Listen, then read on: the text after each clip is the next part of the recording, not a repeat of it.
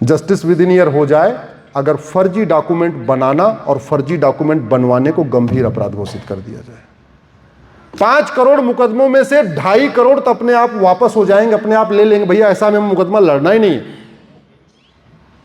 जैसे ही कोई आदमी थाने में शिकायत करने जाए उससे अंडरटेकिंग ले लो। मैं जानता हूं कि झूठ बोलना गंभीर अपराध है, पकड़े और झूठ पकड़ी गई तो हमें 10 से 20 साल सजा होगी।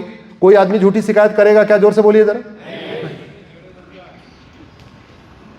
जैसे ही पुलिस वाला जांच करे, वो जो चार्जशीट दाखिल करता फाइल करता उसके नीचे अंडरटेकिंग हो, मैंने पूरी अपने मनसा वाचा कर्मणा अपना इन्वेस्टिगेशन किया है, मैंने इसमें कोई झूठे तथ्य नहीं रखे हैं और मुझे पता है कि झूठ बोलने पे 10 से 20 साल सजा होती है।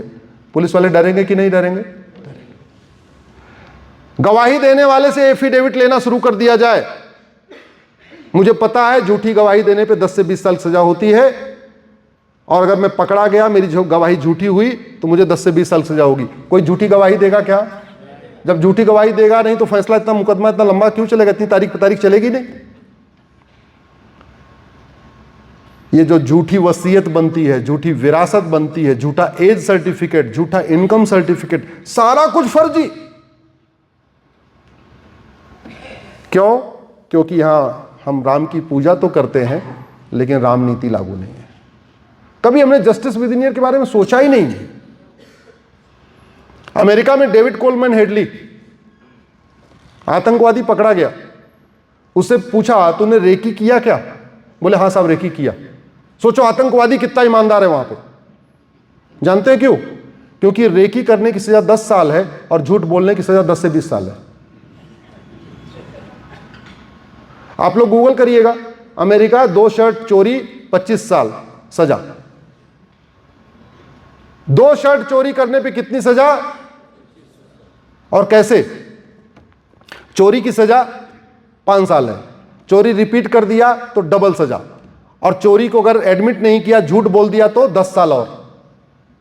पहला शर्ट चुराया 5 साल, दूसरा शर्ट चुराया 10 साल, टोटल कितने हो गए? 15 साल।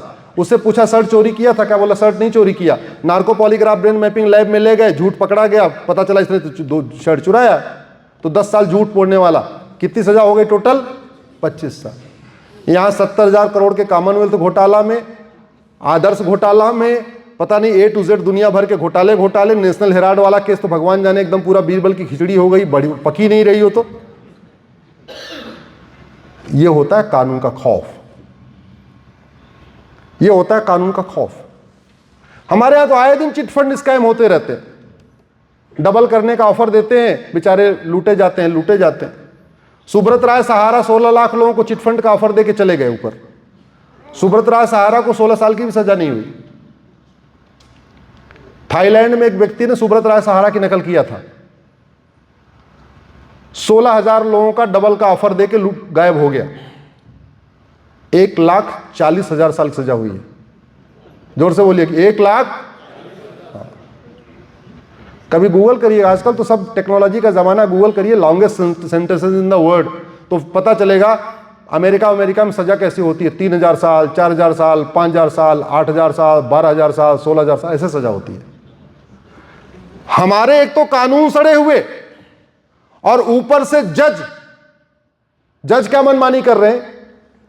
दुनिया के बाकी देशों में नियम है कि जो सजा होगी अलग अलग चलेगी।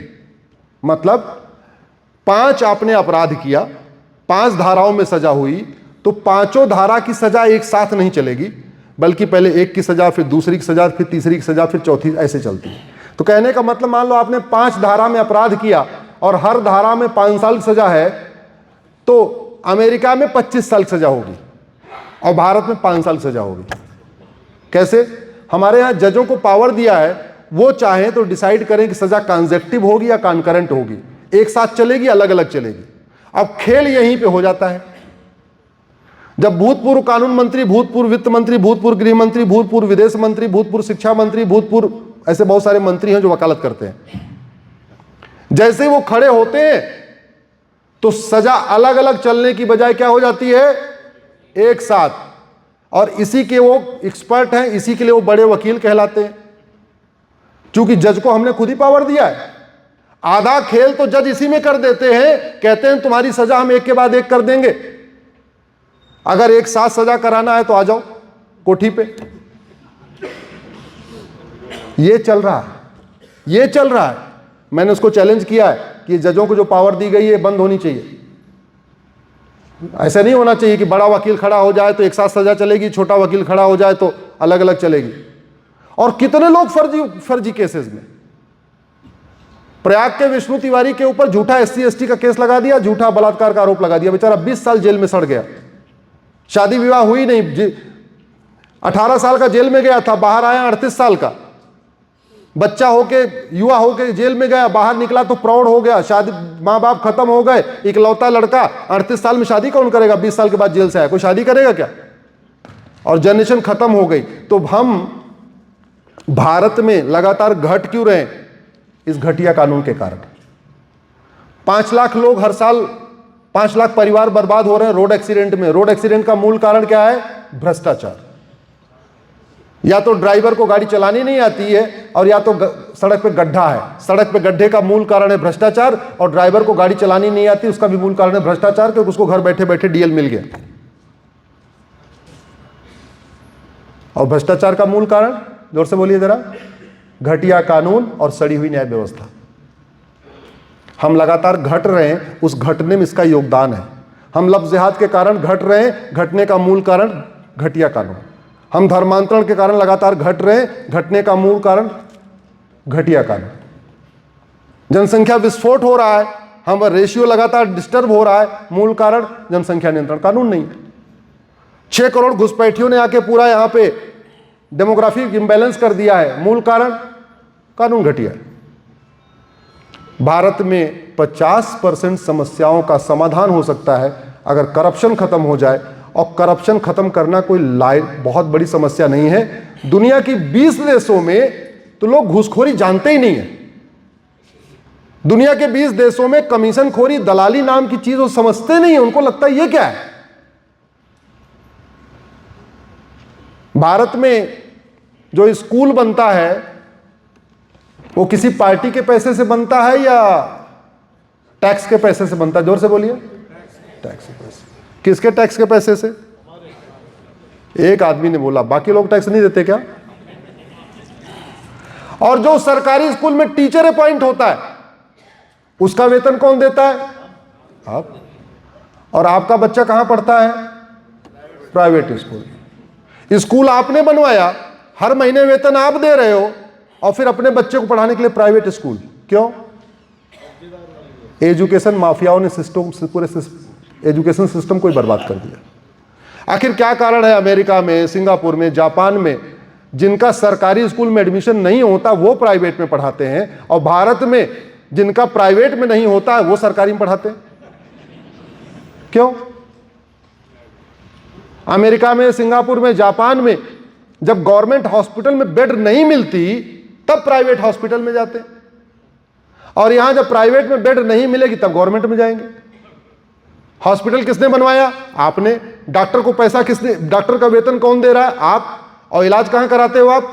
प्राइवेट में। क्यों भैया? ये तो राम की धरती है, ये तो कृष्ण की धरती है, ये तो महावीर की धरती है, तो गौतम बुद्ध की धरती है, छत्रपति शिवाजी महाराज की धरती है, इतनी अव्यवस्था क्यों है? क्योंकि हमको लगता है कि ये जो व्यवस्था है ऐसे ही है, पूरी दुनिया ऐसे ही चले। पूरी दुनिया ऐसे नहीं चल रही। हमने सोचना समझना बंद कर दिया, हमने आवाज उठाना बंद कर दिया। इसलिए मैं आप लोगों से आग्रह कर रहा हूं, इसके खिलाफ आवाज उठाइए, जुडिशियल रिफॉर्म के लिए आवाज उठाइए, जुडिशियल चार्टर लागू करने के लिए आवाज उठाइए, पुलिस रिफॉर्म के लिए आवाज उठाइए, इलेक्शन रिफॉर्म के लिए आवाज उठाइए। मतलब शिक्षक बनने के लिए MA BEd और ऊपर से TT क्वालिफाई करना पड़ेगा, तब बनेगा आदमी प्राइमरी का टीचर।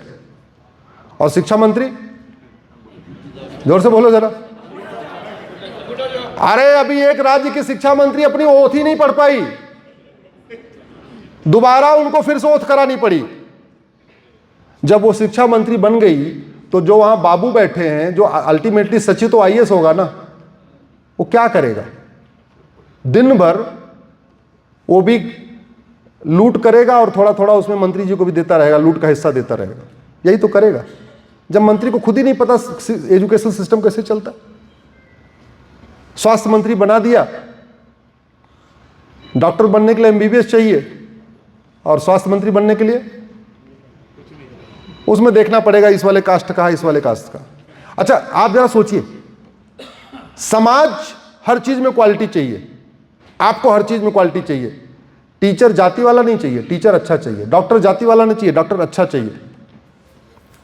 मोची जाति वाला नहीं चाहिए, मोची अच्छा चाहिए। धोबी जाति वाला नहीं चाहिए, धोबी अच्छा चाहिए। हर जगह अच्छा अच्छा। और दूसरी तरफ क्या हो रहा है, जिसको देश चलाना है, जिसको देश बनाना है, जिसको कानून बनाना है, जिसको व्यवस्था को देखना है, जिसको देखना है कि भारत जापान में क्या अंतर है, भारत सिंगापुर में क्या अंतर है, भारत अमेरिका में क्या अंतर है, वो देश हमसे आगे क्यों है, हम पीछे क्यों हैं, यहां अराजकता क्यों है, उनके लिए कोई सिस्टम ही नहीं, कोई मिनिमम क्वालिफिकेशन नहीं, कोई मैक्सिमम एज नहीं। वो आदमी क्लर्क नहीं बन सकता लेकिन वित्त मंत्री बन सकता है। तो जब वो वित्त मंत्री बनेगा तो कैसे चलाएगा डिपार्टमेंट? फिर तो उसको जो डिपार्टमेंट वाले बाबू हैं उसको बुद्धू बनाते रहेंगे, नचाते रहेंगे अपने इशारे पे, और नाच रहे हैं अपने इशारे पे। आपके महाराष्ट्र के एक दो लोगों को तो मैंने देखा संसद में शायरी पढ़ते हैं, पढ़ते नहीं पढ़ते, मतलब उनको शायरी पढ़ने के लिए आप उनको वेतन देते हैं, आप उनको भत्ता देते हैं, आप उनको चार्टर्ड प्लेन देते हैं, आप उनको फ्री एयर टिकट देते हैं, आप उनको फ्री रेल टिकट देते हैं, आपने उनके पीछे सिक्योरिटी लगा रखी है, सब कुछ करने के लिए। क्या करने के लिए? शायरी पढ़ने के लिए। आवाज उठाइए, आवाज नहीं उठाएंगे देश बदलेगा नहीं। हमारे जैसे बहुत सारे लोग आएंगे, मर जाएंगे, चले जाएंगे, कुछ नहीं बदलाव होगा जब तक समाज नहीं उठेगा, और फिर यहीं कहीं रहेंगे। और धीरे धीरे आप देख लीजिएगा हमारा सारा ब्रेन ड्रेन हो जाएगा। आप ही के बच्चे यहां नहीं रुकेंगे। हमने तो अपने दो बच्चों को ला करा के लिए सुप्रीम कोर्ट ही रोक लिया, वो तो हम उनको कहीं नहीं जाने दे रहे हैं। हम जो काम छोड़ के जाएंगे हमारे बच्चे आगे बढ़ाएंगे, लेकिन आप ही के बच्चे नहीं रुकेंगे। एमबीए करने भेज देंगे, बीटेक करने, इंजीनियरिंग करने भेज देंगे, लौट के नहीं आने वाले। वो बोले अरे नहीं आ नहीं रहना, हम कहीं और ही काम करेंगे। इसका समाधान justice with in year. Justice with in year हो जाए, घूसखोरी कमीशन खोरी रुक जाएगी। जस्टिस विद इन ईयर हो जाए, दलाली बंद हो जाएगी। जस्टिस विद इन ईयर हो जाए, कटमनी, तोलाबाजी, हवालाबाजी बंद हो जाएगी। जस्टिस विद इन ईयर हो जाए, नशा तस्करी, मानव तस्करी बंद हो जाएगी। जस्टिस विद इन ईयर हो जाए, माओवाद, नक्सलवाद खत्म हो जाएगा। जस्टिस विद इन ईयर हो जाएगा, लव जिहाद, लैंड जिहाद खत्म हो जाएगा। जस्टिस विद इन ईयर हो जाएगा, धर्मांतरण रुक जाएगी। जस्टिस विद इन ईयर हो जाए, घुसपैठी अपने आप भाग जाएंगे। जस्टिस विद इन ईयर हो जाएगा, मिलावटखोरी बंद हो जाएगी। जस्टिस विद इन ईयर हो जाएगी, कालाबाजारी बंद हो जाएगी। जस्टिस विद इन ईयर हो जाएगा, सड़क mafia, drug mafia, rail mafia, ये सारे माफियाओं का कारोबार खत्म हो जाएगा।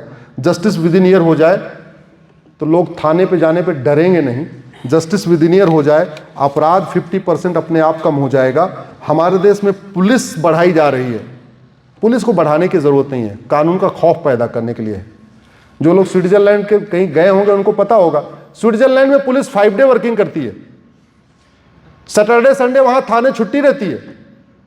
सैटरडे संडे बस ऐसे कहीं कहीं आपको ट्रैफिक पुलिस वाले मिलेंगे।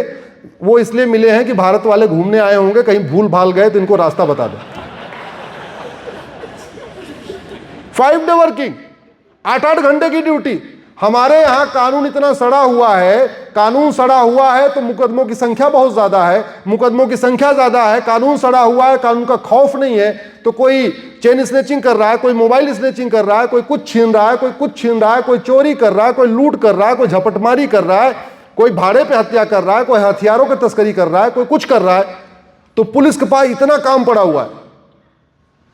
जस्टिस विद इन ईयर हो जाए, कानून का खौफ पैदा हो जाए तो मुकदमा कम हो जाएगा। मुकदमा कम हो जाएगा, जो 14-14 घंटे ड्यूटी करते हैं 8-8 घंटे ड्यूटी करेंगे।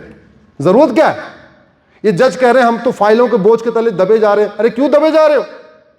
जस्टिस विद इन ईयर लागू करो। राष्ट्रपति अगर 3 महीने के अंदर फैसला दे सकती हैं तो डिस्ट्रिक्ट कोर्ट के जज 3 महीने में फैसला नहीं कर सकते क्या? जोर से बोलिए जरा। हाई कोर्ट के जज नहीं कर सकते क्या? सुप्रीम कोर्ट के जज नहीं कर सकते क्या? तो बस आपसे आग्रह यह है, ऐसे विषयों को लिखना शुरू करिए, बोलना शुरू करिए, चर्चा करना शुरू करिए, और महीने में एक बार अपने सांसद विधायक से मिलना शुरू करिए।